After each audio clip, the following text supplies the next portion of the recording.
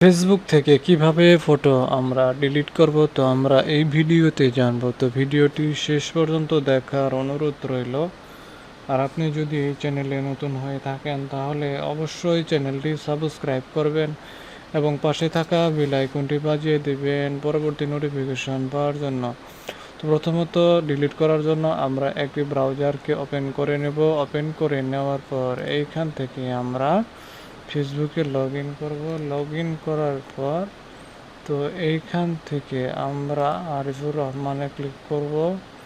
এখান থেকে ফটোসে ক্লিক করব। এখান থেকে পেন আইকনে ক্লিক করব। এখান থেকে ডিলিট ফটো ডিলিট।